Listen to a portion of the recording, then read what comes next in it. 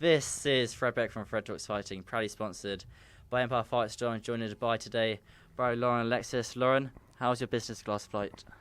Yeah, no, it's a good flight. I literally just slept the whole time, so yeah, I can't complain. But say you went economy now, would you really notice the difference of business class and economy? No, I'm on a lot of flights where business class isn't an option anyway. So I mean, I feel like I can just sleep on a flight anyway. It's just where it was a long haul one, I thought it'd be easier. But yeah. I've never been business class. One day maybe. So what brings you to Dubai then, Lauren? What brings you today? The Floyd Mayweather and Deji fight. I'm very excited. You know what though? When it was announced, I was actually surprised. I was like, okay, like Deji's had his first win, blah blah blah. But I'm excited for it. It's a good matchup. Deji's gonna win, and yeah. You nervous for Deji at all? No, Deji's going to win. He's got this. No, trust me. Deji's actually really improved. I'm very proud of him. When you see that fight being announced, I think like a month and a half ago, what were your initial thoughts of it? Well, firstly, I definitely reckon Deji can go 8 rounds. I'm sure he's got no problem doing that. Because, I mean, yeah, 8 rounds is a good amount of rounds, especially in the bedroom. But, yeah, no. Initial thoughts... I was worried at first, but I've seen the training, and it's going to be good, Like, Deji's younger, he's got the good experience, he's got great training, he's got great camp, he's got a great coach. So, yeah, I think he's really got this in the bag. What advantages do you have, what advantages do you think that Deji has over Floyd? He's younger. Yeah, no, he's younger, he's more fit, he's recently had a good win. I'm excited for him. I mean, Deji, in a way, Deji's already won by getting the fight in the first place. Being able to fight in Dubai, get a huge payday, and say you fought Floyd. That's not too bad. Exactly, that's what I saw. He was like, even if I don't win, it's still a dub. I mean, getting in the ring with Floyd Mayweather's a dub anyway. So I think anyone who's been able to step in the ring with him and actually fight him, and I mean, who knows how long Deji's going to last? Hopefully 8 rounds. But yeah, anyone who gets in the ring with Floyd, it's a dub anyway. Certainly a huge payday, and honestly a great experience in total. But you're here, you're working their event. What exactly will you be doing? So I'm kind of like running things behind the scenes, doing like all the short content, that kind of stuff. So it's a little bit different from what I did for Kingpin, because Kingpin was mainly on the stage and also helping commentate with the fights. However, backstage is kind of like interviewing the fighters before and after the fights, just making sure everyone's doing all right, giving a few prep talks, that kind of thing. But I'm excited for it. It's going to be good. So you'll interview Floyd before his fight?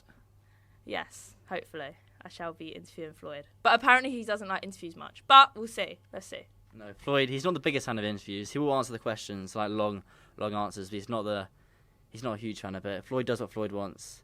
I think for the press conference, it was meant to start at 10:30, and it started about 2 o'clock, because Floyd is a few hours late.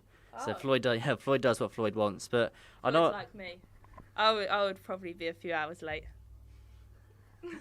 But let's just talk about yourself, though. I know I ask you this question every time. I remember seeing you talk to the person, I think you own Kingpin, about you stepping in the ring. Any movement on that at all? There's not been any movement. I'm kind of sticking behind the scenes at the moment and just working on the events. However, maybe in a few years, it's still optional. I'm definitely up for it. It's just about the right influencer. Definitely, I think an American influencer. But yeah, it'd be an exciting talk to have. There's been talks, but not recently. Been talks of Misfits, because I guess they're the A promotion. Yeah, no, Misfits is a great promotion. I've spoken to Mams about it. I've spoken to a few other people. But yeah, I mean, who knows what could happen in the future? I have no idea. But at the moment, I'm just sticking behind the scenes and getting things going. And what makes you say an American influencer? Why not a British one? I feel like the option of British influencers is... I mean, I just don't think there's anyone in the UK that I would want to fight, if that makes sense. And there's a few American influencers that I have my eyes on. I'm not saying any names. But I've been in talks about it. And yeah, I just think an American influencer is right for me. Would you have to dislike them? Like have some sort of beef? Or would it just be you kind of create a beef when the fight gets announced? Probably create a beef. Unless there is like some sort of beef that's going to happen in the future that I don't know about yet. I mean, it could happen easily. Like, who knows what could happen. But yeah, probably create a beef. Well, I guess everyone does that, got to promote the fight. And there's one last thing I do want to ask you about. The January card, KSI's fighting, Logan's not on it anymore, obviously because of the WWE incident. Well, let's talk about that. Logan Paul in WWE. What are your thoughts on that? He did well. He did crazy, considering he's very new to WWE. He's like, what, 6 months in? I was watching it and I was just like, Jesus Christ! Like, he fought a great fighter as well, and I was very, very impressed with it. But the thing about Logan Paul, Jake Paul, KSI, do you not find it weird that KSI is now good mates with Logan and Jake's going to fight KSI? Do you not think that kind of the morning after the fight or the preparation for the fight was that a bit awkward?